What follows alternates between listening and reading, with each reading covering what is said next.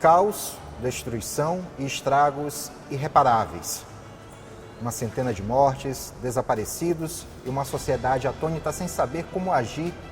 Esta situação poderia ser facilmente associada a um país em guerra, mas está acontecendo no Rio Grande do Sul, onde temporais têm deixado uma população inteira desolada e desabrigada.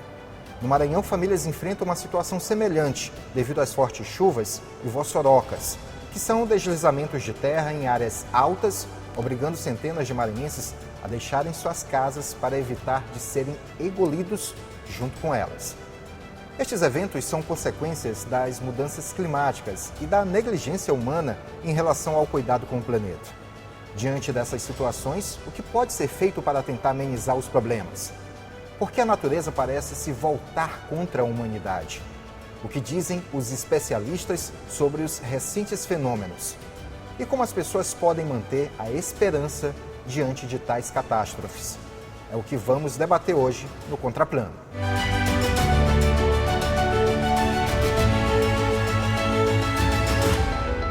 Olá, eu sou o João Carvalho e este é o Contraplano, sempre discutindo assuntos que estão no dia a dia da população.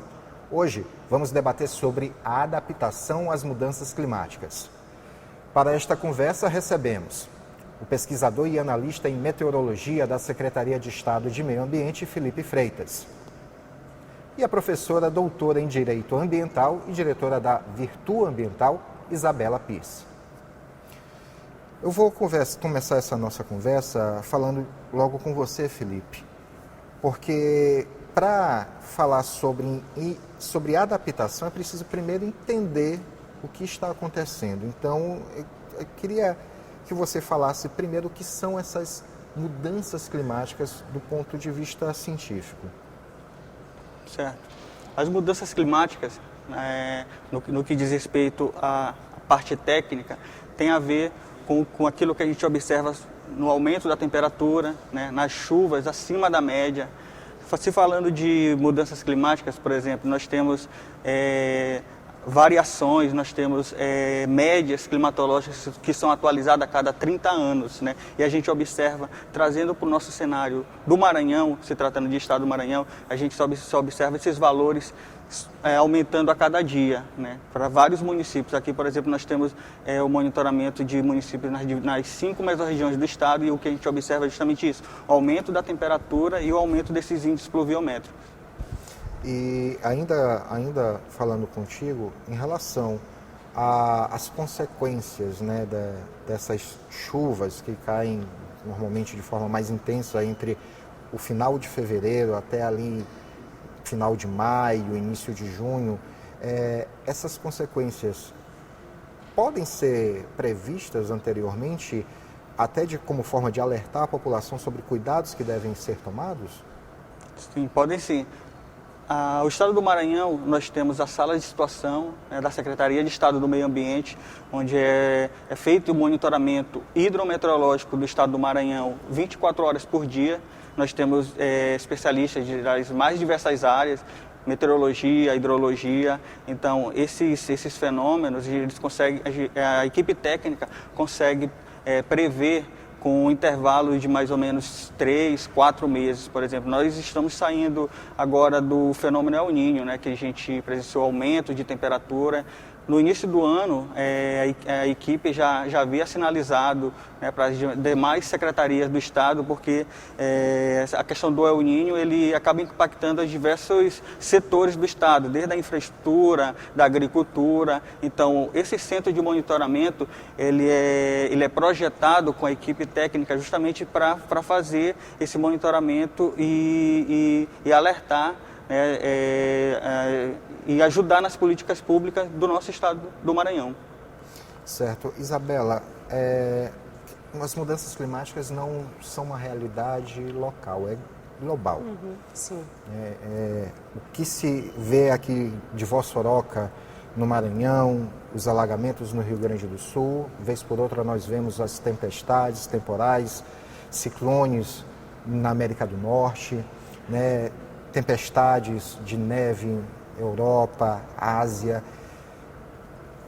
O aquecimento global é um assunto que ainda se discute, mas tem se avançado desde quando começou a se olhar, né, com mais atenção sobre essas questões climáticas? Sim. Olha, João, a gente poderia colocar como marco sobre as discussões acerca da mudança climática o ano de 1992. Durante a Eco 92, que aconteceu no Rio de Janeiro, aqui no Brasil, tivemos praticamente todos os países do mundo assinando o Tratado Internacional, o Acordo Quadro da ONU para a Prevenção à Mudança Climática. Esse acordo, esse tratado internacional, ele serve como um guarda-chuva para futuros protocolos. Protocolos é um tipo de tratado internacional mais detalhado que vai dizer como é que os países vão agir. No ano de 97, então, após vários anos os países discutindo, nós tivemos o primeiro protocolo oriundo desse acordo, que foi o Protocolo de Quioto, o famoso Protocolo de Quioto, tá? Em 2015, o Protocolo de Quioto sai de cena, ele deixa de estar vigente e entra o Acordo de Paris. Ele é substituído pelo Acordo de Paris. Então, hoje nós temos o Acordo de Paris vigente. Então, respondendo diretamente a tua pergunta, desde mais ou menos 30 anos que a gente tem muito claramente no cenário internacional, perante o mundo, o quadro da mudança climática acontecendo. Nós temos milhares e milhares de pesquisas científicas que demonstram que a mudança climática ela está acontecendo, o planeta já está 1 grau Celsius mais quente do que os níveis pré-industriais. Existem pesquisas científicas que fizeram coletas do gelo na Antártida para demonstrar isso, fazem a comparação com a atmosfera há décadas atrás. Então, o planeta está mais quente e isso a gente já sabe, esse fato do planeta estar ficando cada vez mais quente, nós já sabemos há algumas décadas. A grande questão que nós temos hoje é como solucionar. Porque a solução para a mudança climática é algo que vai envolver mudança em diversos setores, necessita de descarbonização, necessita de novas tecnologias, que eu acho que é um ponto que a gente vai chegar mais à frente. Então, esse é o grande desafio, que a mudança climática existe. Não há mais dúvida sobre isso, apesar de poucas pessoas negarem de uma forma bem ampla. Existe um consenso científico de 97% de todas as pesquisas científicas que afirmam que a mudança climática está acontecendo e que ela é oriunda de ações humanas. Embora o planeta já tenha no passado existido eventos climáticos, mudanças climáticas no planeta no passado, a gente já passou, por exemplo, por 5 grandes mudanças no planeta que provocaram 5 grandes ondas de extinção das espécies no passado. Todas as pesquisas, 97%, quando eu digo todas, é esse número de 97%, apontam que a atual mudança climática ela é oriunda das ações humanas, em maior ou menor grau das ações humanas. Então, esse é o cenário que está desenhado e acredito que o que a gente precisa agora realmente é olhar para como é que nós vamos solucionar isso, porque a solução é extremamente complexa. Não é fácil, mas eu acredito que a gente vai, enfim, como humanidade, encontrar uma via de saída. Continuando com você, se espera muito das grandes nações que elas justamente desembolsem bastante, né, para contribuir nesse plano de tentar melhorar as condições climáticas dentro do mundo, né? Inclusive fala-se em algo em torno de... é na casa dos bilhões. Sim. que as nações mais ricas precisam investir. Tem se percebido esse real interesse, esse investimento dessas nações para que os países menos ricos possam seguir no mesmo rumo dessa questão? Esse é um ponto crucial. Veja, o protocolo de Quioto, uma das razões para, por exemplo, os Estados Unidos e outros países ricos não terem assinado o protocolo de Quioto na época, é que ele não trouxe metas concretas de diminuição dos gases de efeito estufa para países em desenvolvimento, como o Brasil e a China, que já tinham uma economia pujante. Então, por causa disso, os Estados Unidos, lá na época, em 97, disse, não vou assinar o protocolo de Quioto. Quando a gente chega no Acordo de Paris, a metodologia do Acordo de Paris é diferente. Ela chama os países para a mesa para negociar e diz quanto vocês podem reduzir, qual é a meta de cada um de vocês. Então, voluntariamente, os países colocam suas metas. Dessa forma, a princípio, não tem razão para nenhum país ficar de fora, não se excusar de assinar o Acordo de Paris, porque ele vai colocar a sua própria meta. E o que se espera é que os países mais ricos, com mais recursos financeiros, com mais recursos tecnológicos, coloquem metas mais ousadas, porque eles têm mais condição de fazer isso. Isso é o esperado, né? Agora, o que tem acontecido desde 2015?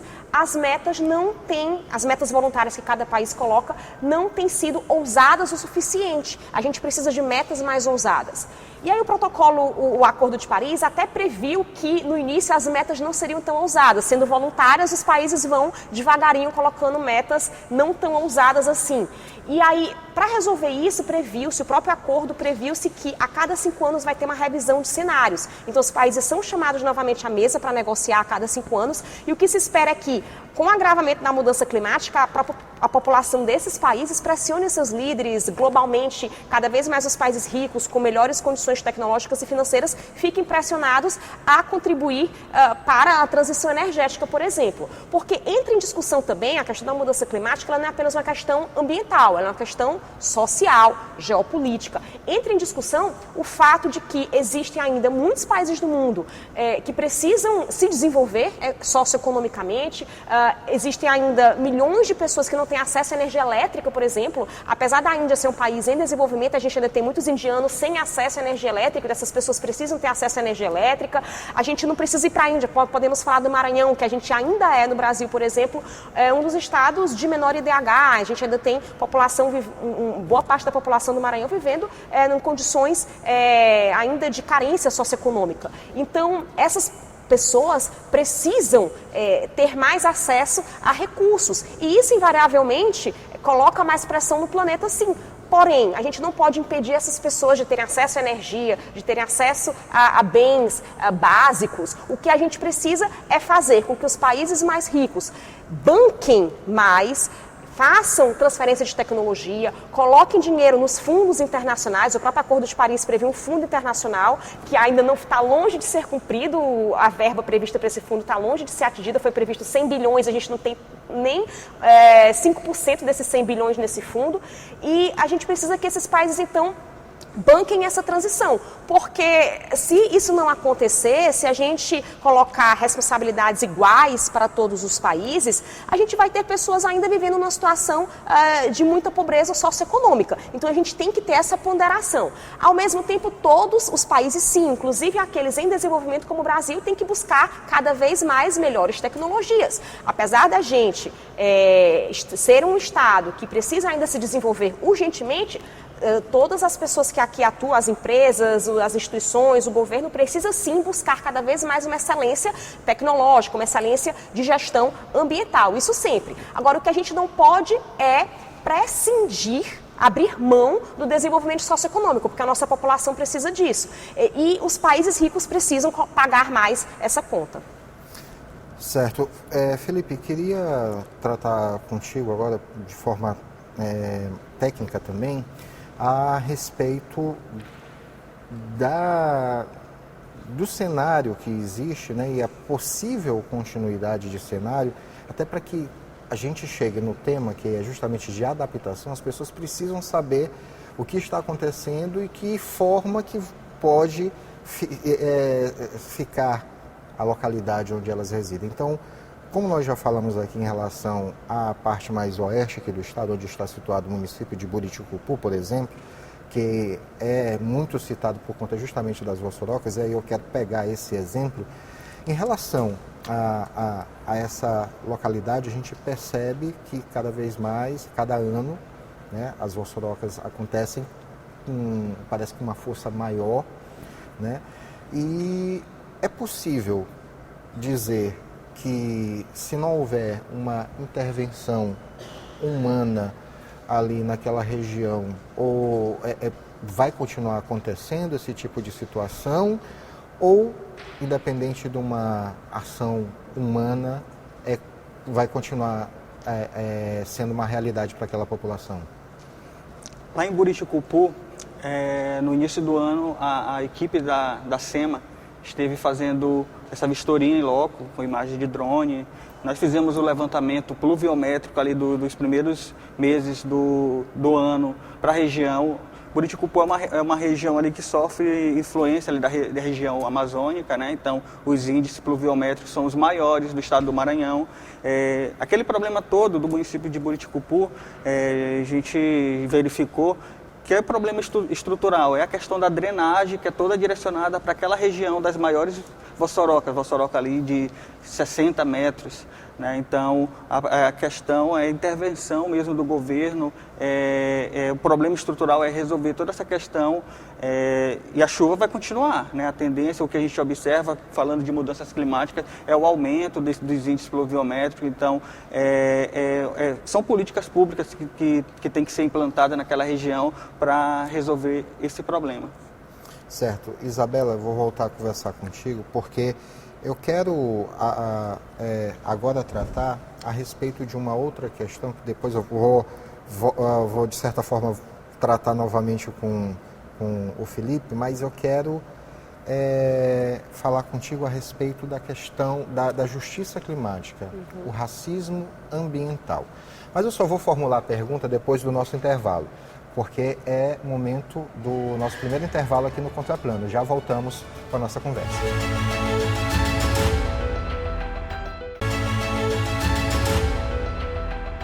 De volta a Contraplano, hoje estamos debatendo adaptação às mudanças climáticas. E no final do primeiro bloco eu me dirigia justamente a Isabela para falar sobre justiça climática e racismo ambiental. Qual é a ligação que tem entre essas duas questões, né, e de que forma ela acaba se tornando uma realidade na nossa sociedade? É muito boa essa tua pergunta. Essas duas expressões, a gente tem que voltar um pouquinho no tempo e lembrar que elas nasceram por volta ali da década de 70 nos Estados Unidos, em um caso muito específico chamado Love Canyon. Um condomínio de casas foi construído para pessoas de baixa renda, né? No caso dos Estados Unidos eram pessoas negras, e esse condomínio de casas foi vendido para essas pessoas sem que elas soubessem que aquele solo estava contaminado, porque ali antigamente, naquele solo, foi colocado resíduos perigosos, era um lixão de resíduos perigosos, não foi feito a devida adequação do solo, a recuperação da área, e simplesmente foram construídas casas em cima como se não importasse as pessoas que fossem viver ali. E aí, quando as pessoas começaram a aparecer doentes, surgiu esse movimento chamado Movimento de Justiça Ambiental para dizer o seguinte: olha, se fossem pessoas ricas aqui, nunca que essas casas teriam sido vendidas dessa forma. Primeiro, que não teria sido feito um condomínio de casas logo aqui, né? E segundo, que ainda que fosse feito, teria se feito uma recuperação do solo, recuperação da área, para a área estar adequada para receber pessoas. E surgiu então esse termo, justiça ambiental. Um pouco depois esse termo mudou para racismo ambiental, principalmente no contexto dos Estados Unidos, que tem muita questão do racismo muito palpável, visível lá. E aí esse termo então ele é utilizado hoje para nos lembrar o seguinte. Eu gosto muito do termo justiça climática, né, para nos lembrar o seguinte, que os principais danos da mudança climática, eles impactam com mais força as populações vulneráveis. A chuva ela vai cair e vai alagar, digamos, a cidade inteira. Mas quem é que não tem condição de ir para uma outra casa, de ir para uma outra cidade de forma rápida? Quem é que não tem condição de pegar um avião e sair? Quem é que, se perder tudo, não tem dinheiro no banco para comprar uma casa em outro local? São populações vulneráveis. Além disso, as populações vulneráveis também tendem a viver em locais mais suscetíveis de alagamento, né? A gente também tem um caso globalmente de populações vulneráveis vivendo em países insulares, que são formados por pequenas ilhas. Inclusive, nas últimas conferências das partes do Acordo de Paris, representantes desses países insulares, como Vanuatu, Tuvalu, aqueles países que ficam lá no Pacífico, o presidente de um deles falou de dentro do mar, com a água batendo aqui no joelho, e ele fez uma fala transmitida ao vivo para o mundo todo, de dentro do mar, com o microfone na mão e dizendo: eu estou falando aqui porque alguns anos atrás isso daqui não era mar, o mar já avançou até aqui. Então, são populações vulneráveis, assim, essas que vivem nos países insulares, essas que vivem em áreas muito propensas a terem alagamentos, e elas acabam carregando nas costas os maiores ônus, né, o maior impacto da mudança climática. Então, o termo justiça climática é para nos lembrar disso, que sim, a chuva vem para todo mundo, que o alagamento até pode vir para todo mundo, mas algumas populações sofrem mais do que isso por estarem morando ali ou porque não têm condições rápidas de se adaptarem e irem para outro local. Existe até em tribunais internacionais ações de países inteiros, assim, o governo de um país pedindo para que outro país, por exemplo, exemplo, Vanuatu pediu para a Austrália receber a população de Vanuatu quando Vanuatu for extinta do mapa, né? Quando a água cobrir Vanuatu.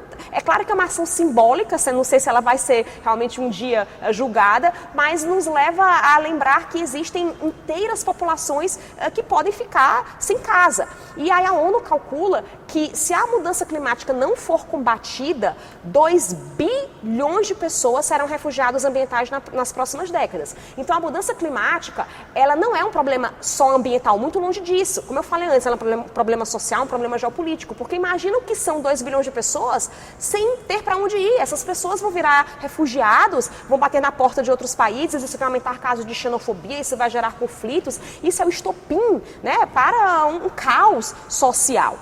Então, exatamente por isso, o Acordo de Paris que eu mencionei no bloco passado, ele prevê 2 grandes objetivos para a gente solucionar esse quadro de mudança climática. O primeiro grande objetivo é o que o protocolo de Kyoto já trazia, que é mitigação. O que significa mitigação? Frear a mudança climática. Frear significa diminuir até zerar as emissões de gases de efeito estufa. Aí vem toda a discussão de descarbonização, transição energética, etc. A gente precisa frear a mudança climática.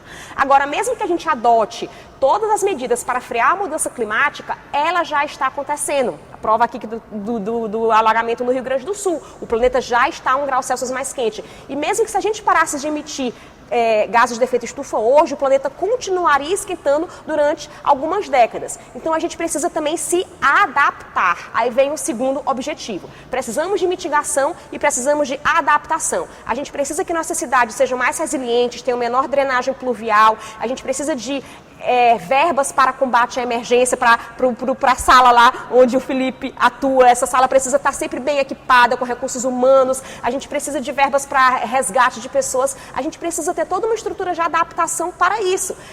E aí, essa estrutura de adaptação que exige também o fundo de 100 bilhões de reais que eu mencionei no bloco passado. 100 bilhões de reais, na verdade, vai fazer cosquinha, né? Eu até brinco, não é suficiente. Não é suficiente. A gente vai precisar na casa do trilhão. A gente precisa de trilhões de dólares para fazer uma adaptação que dê dignidade às pessoas, que evite os 2 bilhões de refugiados ambientais. Mas o Acordo de Paris, para conseguir pelo menos sair do papel, colocou 100 bilhões. E nem esses 100 bilhões estão conseguindo ser angariados. Então toda a discussão da mudança climática, ela começa na esfera internacional. Eu digo que começa no sentido de que a gente precisa que os países realmente cumpram o que está no Acordo de Paris e que os países ricos, eu volto a dizer, nós somos um país em desenvolvimento. A gente precisa ter melhor gestão ambiental em todos os nossos processos, com certeza. Precisamos buscar excelência, com certeza. Mas a gente não pode prescindir do desenvolvimento porque nossa população ainda é socioeconomicamente carente e os países ricos precisam colocar mais dinheiro nessa conta. Certo. Felipe, a situação que está acontecendo no momento no Rio Grande do Sul tem deixado o país inteiro, né, sensibilizado, mas a gente precisa lembrar que essas realidades de alagamentos acontecem bem próximo aqui da gente também. Aqui em São Luís, por diversas vezes, acontecem alguns alagamentos, não com essas proporções, da água demorar para evacuar, descer o nível da água, né, mas acontecem alguns pontos chaves aqui de alagamento. Então, até ligado com o que a Isabela falou agora, respondeu em relação à questão do racismo ambiental, muitos desses pontos de alagamentos estão em bairros considerados pobres, né, de famílias pobres, classe baixa. Isso se deve muito ao crescimento desorganizado da cidade, Felipe? Seria por conta disso que acontecem essas situações?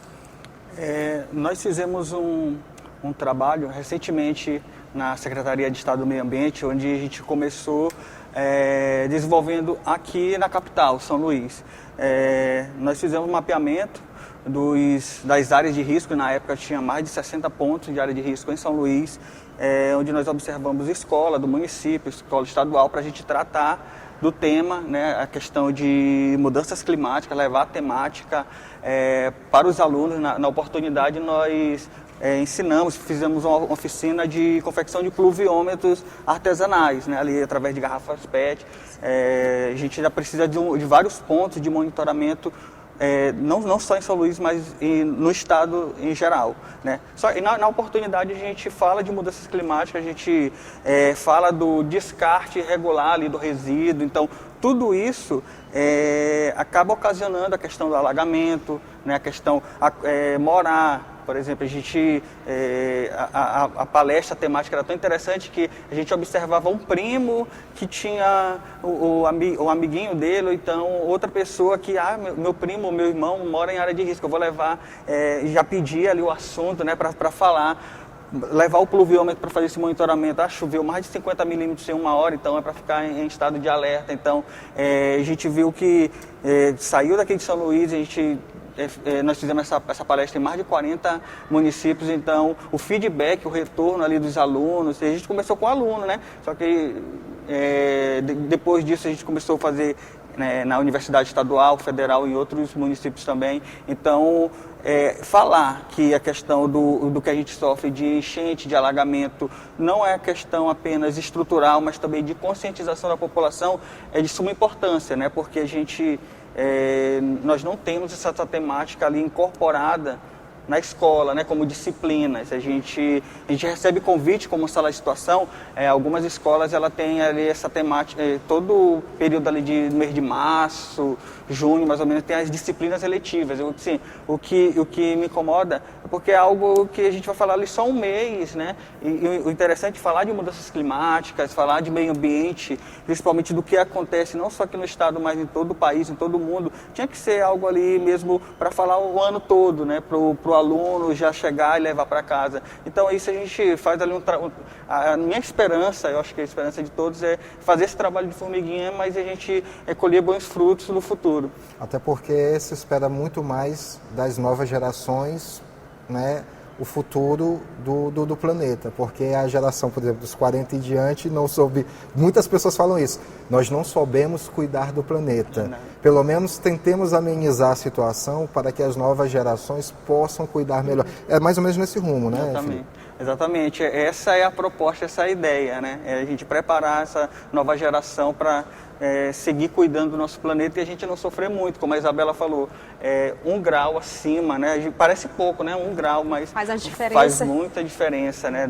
E se continuar do mesmo jeito, a tendência é aumentar, né? E a gente não quer viver isso daqui a 10, 15, 30 anos. Eu não quero para minha filha, para minha sobrinha passar por isso, então a gente tem que fazer agora.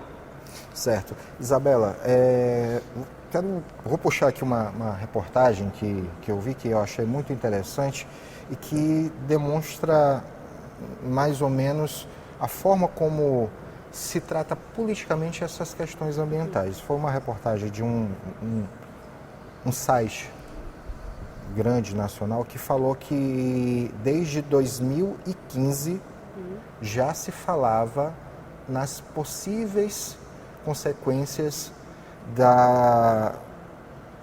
das possíveis consequências climáticas para o sul do país. E essa reportagem diz o que está acontecendo nesse momento no Rio Grande do Sul, o que acontece neste momento no Rio Grande do Sul é justamente consequência de não ter se levado a sério um relatório que foi elaborado pelo governo federal e apresentado para os estados do Sul para que eles se preparassem para evitar esse tipo de consequência. E aí é que eu venho o questionamento, de que forma tu observas o tratamento, né, que o próprio poder público tem dado a essas questões? É muito boa essa pergunta. Veja, eu nem falaria que o problema esteve nesse relatório específico que foi colocado na gaveta, vamos dizer assim. Mas é um conjunto mesmo de pesquisas científicas que estão à mesa, estão visíveis já há décadas e não recebem a devida atenção, né? Eu falo de mudança climática há mais de 15 anos, né? Mudança climática e desenvolvimento sustentável há mais de 15 anos. E eu sempre, por exemplo, quando eu vou falar nas palestras, eu coloco o pior cenário e digo, calma, o pior cenário não vai acontecer se a gente tomar as medidas adequadas. E intimamente eu esperava que o pior cenário nunca chegasse.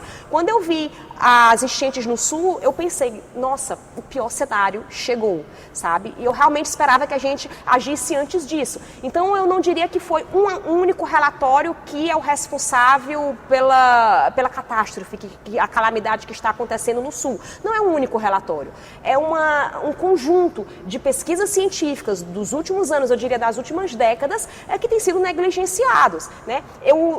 No meu livro, que é oriundo da minha tese de doutorado, eu digo que a gente vive um abismo teórico-prático. A teoria está lá na frente e a prática está lá atrás. A teoria corre feito uma lebre muito rápida e a prática até avança, mas avança a passos de tartaruga. Então cria-se um grande abismo entre a teoria e a prática. Então na teoria nós já temos milhares de pesquisas científicas que demonstram que a mudança climática tem potencial para colapsar a civilização humana.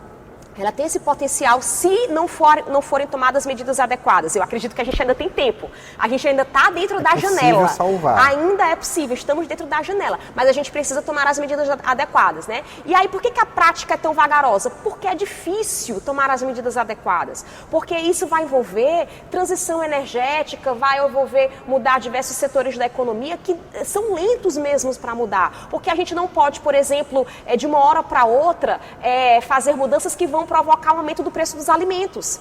Né? Se eu simplesmente proibir determinadas atividades de uma hora para outra, eu vou ter aumento do preço dos alimentos, eu vou ter população revoltada, eu vou ter ascensão de governos autoritários porque a população está revoltada. Então, na verdade, é um jogo de xadrez em que você tem que olhar para todas as circunstâncias e antever várias possibilidades que vão acontecer com cada movimento que você faz.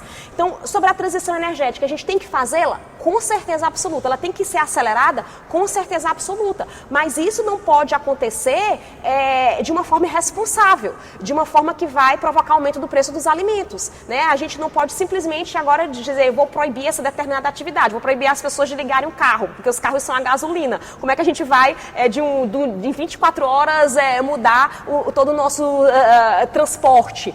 Mas a gente precisa ir mudando. Então, por isso que a gente precisa investir em ferrovias, por isso que a gente precisa investir no transporte aquaviário também, por isso que a gente precisa investir em soluções que vão nos permitir descarbonizar cada vez mais a economia. Agora, tudo isso ações no curto, médio e longo prazo. Enquanto a gente vai fazendo tudo isso, ações de adaptação, precisa adaptar. Então, o que eu vejo no caso do Rio Grande do Sul, o que mais poderia ter sido feito, era ações para conter a calamidade, evitar as mortes, mas era impossível você evitar o alagamento, porque para evitar esse alagamento, para evitar as chuvas, você precisaria que o combate à mudança climática já tivesse começado décadas atrás, a gente já tivesse deixado de emitir gases de efeito estufa décadas atrás. Então a gente precisaria que todos os países do mundo já tivessem feito isso décadas atrás, percebe? Então, por isso que eu volto a falar, a mudança climática ela tem que ser combatida no âmbito internacional,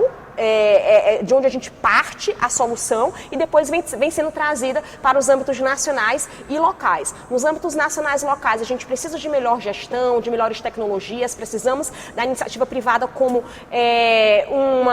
um protagonista de tecnologias, um protagonista de inovações tecnológicas. A gente precisa inovar tecnologicamente, porque a gente não vai deixar de se locomover, a gente não vai deixar de se alimentar, a gente não vai deixar de vestir roupas. Então a gente precisa que tudo isso seja feito com o mínimo de impacto ambiental possível, com o mínimo de emissões atmosféricas possíveis. Como? Precisamos de inovações tecnológicas e melhores processos de gestão. Então, tudo isso tem que ser pensado, tem que ser feito diariamente e as nossas lideranças políticas têm que brigar, entre aspas, né, internacionalmente, para que os países ricos, falo novamente, paguem, porque a floresta do Brasil, a floresta amazônica, as matas do Brasil precisam valer dinheiro de pé.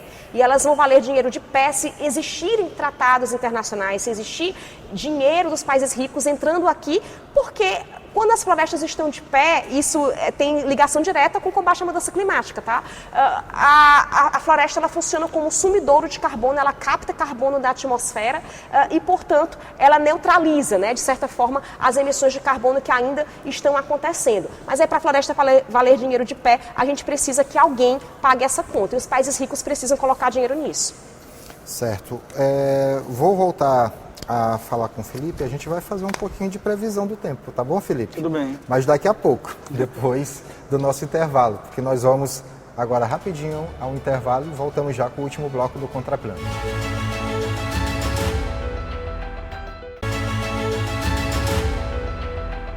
Contraplano de volta para o último bloco. Hoje, debatendo adaptação às mudanças climáticas. Participam desse debate o pesquisador e analista em meteorologia da Secretaria de Estado do Meio Ambiente, Felipe Freitas, e também a professora doutora em Direito Ambiental e diretora da Virtu Ambiental, Isabela Pierce. Felipe, falei agora há pouco que a gente ia fazer um pouquinho aqui de previsão, mas eu quero essa previsão não naqueles números que nós vemos, temperatura mínima, temperatura máxima, mas o que ainda tem de chuva para essas próximas semanas dentro do estado do Maranhão, principalmente aqui na região norte?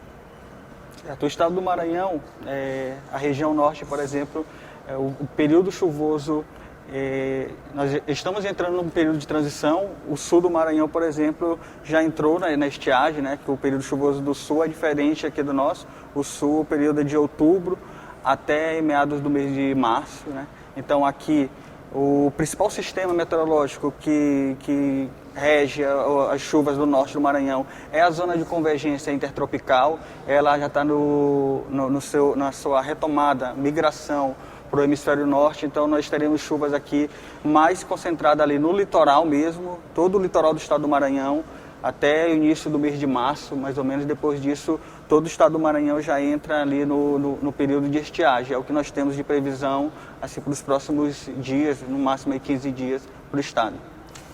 Ainda falando contigo, agora no bloco anterior tu falastes na questão da educação ambiental. E eu citei aqui na nossa conversa a questão de regiões mais simples, bairros pobres que sofrem muito com a questão dos alagamentos, mas mesmo dentro dessas comunidades existem pessoas que têm a sua consciência ambiental e tentam fazer desenvolver essa consciência ambiental multiplicando dentro da comunidade, se engajando na questão mesmo ambiental, fazendo uma atuação mais popular, né? Esse é um caminho para dentro dessas comunidades fazer com que não hajam consequências tão drásticas nos períodos chuvosos? Sim, com certeza. A SEMA, ela pratica a educação ambiental não formal, né?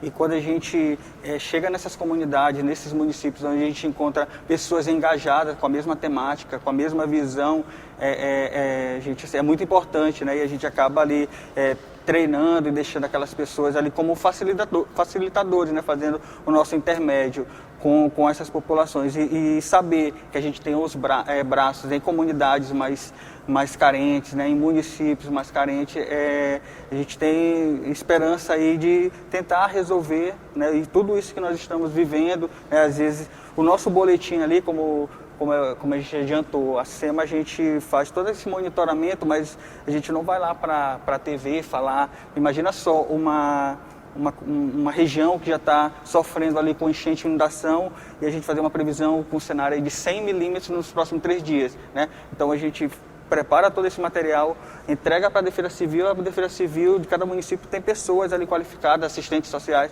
para chegar lá na população e falar que a previsão é de chuvas e direcionar essas pessoas para abrigos, né? Então, dessa mesma forma, a gente tem pessoas falando de educação ambiental nessas comunidades e disseminando o conhecimento e buscando soluções para tudo isso que nós estamos vivendo no presente. Isabela, de que forma hoje as instituições do direito têm pensado as questões ambientais no sentido justamente de propor iniciativas que possam acontecer de fato, não ficar somente na teoria, como tu falaste anteriormente, e também fazer com que aqueles que são os principais responsáveis por executar ações que possam prevenir, evitar catástrofes, percebam que essas ideias são palpáveis, são possíveis de acontecer.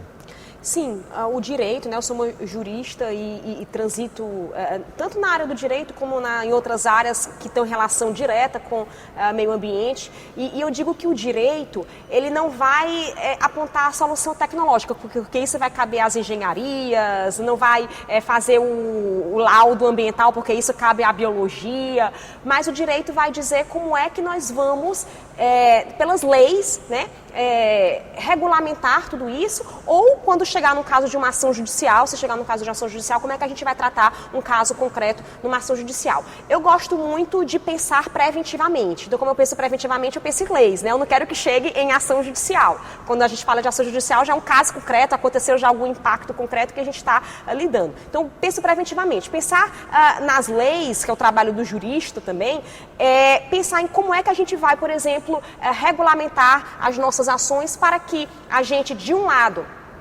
controle ações que são potencialmente poluidoras, que potencialmente são impactantes, como é que a gente vai fazer esse controle para que elas tenham o mínimo de impacto possível e, ao mesmo tempo, como é que a gente vai incentivar ações que nós desejamos. Por exemplo, como é que eu incentivo atividades econômicas que utilizam energias renováveis? Eu posso pensar através do direito numa lei que vai dar incentivos fiscais para o microgerador de energia solar, que a pessoa que coloca uma painel solar no teto da sua casa vai ter um incentivo fiscal para isso, não vai pagar o imposto, o tributo relacionado à geração daquela energia solar e por aí vai. Então, sim, o direito ele tem esse papel de, por um lado, controlar aquilo que a gente não deseja que aconteça ou que é necessário ter algum tipo de controle, e eu gosto muito do papel do direito quando ele incentiva aquilo que a gente deseja. Em geral, o papel mais clássico, né, das leis ambientais tem sido esse de controlar, que é necessário.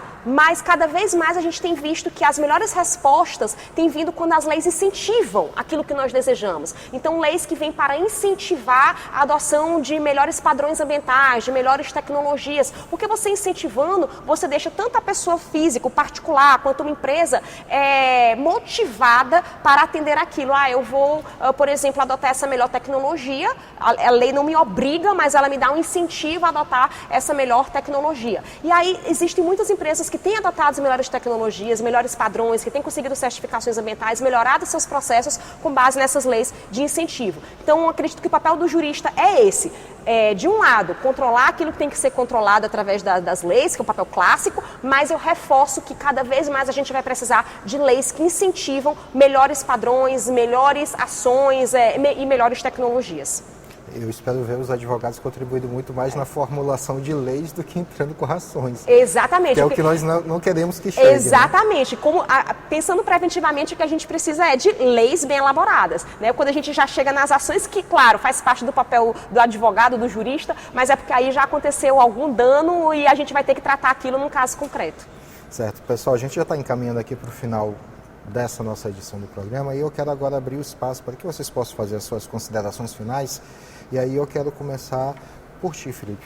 À vontade para explanar ainda sobre o tema do nosso programa aqui nessa edição de hoje.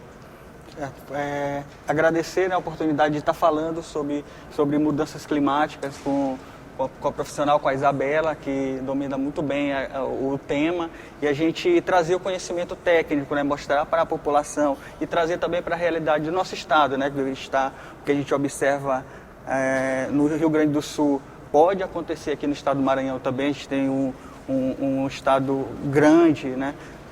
Só que a gente tem o conhecimento, tem equipe técnica, como a gente já apresentou, a gente tem uma sala de monitoramento, a gente tem resposta, a gente tem um governo atuante, então a gente fica um pouco mais, a gente fica confortável, né, com esse cenário. Então, o que a gente precisa fazer é justamente levar o conhecimento da população, mostrar os impactos, a questão da conscientização ali, mostrar que o descarte irregular vai estar obstruindo o bueiro, vai estar causando um alagamento, como a gente observa em São Luís e em outras cidades. Então, agradecer a oportunidade de estar falando não só da parte técnica, mas também a parte da conscientização e o que a Secretaria de Estado do Maranhão faz dentro do Estado. Certo. Agora, Isabela, você pode ficar à vontade também. Bom, eu acredito que o primeiro passo para a gente combater a mudança climática é a conscientização. A população precisa estar conscientizada, precisa entender, precisa cobrar seus líderes, precisa entender quais são as soluções que precisamos adotar.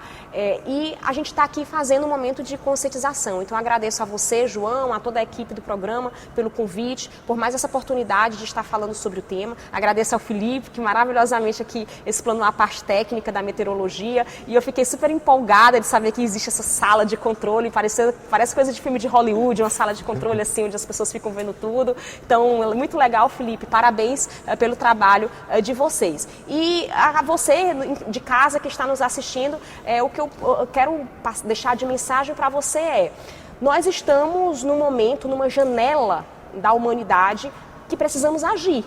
Nós temos todas as condições de fazer, nós temos tecnologia, nós temos organização social para tomar melhores decisões. O que a gente precisa é que realmente no plano internacional, no plano nacional e no plano local, a gente haja, que a gente adote melhores padrões de gestão, melhores padrões de tecnologia, que as leis funcionem para incentivar isso e que as nossas lideranças no jogo internacional, no xadrez internacional, façam com que o Brasil consiga se desenvolver, especialmente as regiões mais pobres, como o nosso estado que ainda então a gente precisa se desenvolver, ter atividades econômicas, a economia precisa prosperar aqui, mas de uma forma duradoura, de uma forma sustentável. Muito obrigada. Certo, eu quero agradecer imensamente a participação de vocês aqui e reforçar esse pedido de solidariedade, né, que hoje se vê muito o pedido de solidariedade com o povo gaúcho, né, com o povo rio-grandense, né, do sul, que está precisando muito.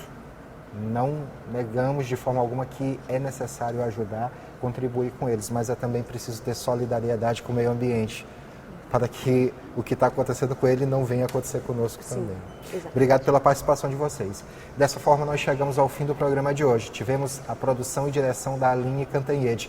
Você pode assistir a reprise desta edição em nossa programação ou em nosso canal do YouTube TV Assembleia Maranhão. Nós voltamos com uma nova discussão no Contraplano da semana que vem. Até lá, paz e bem.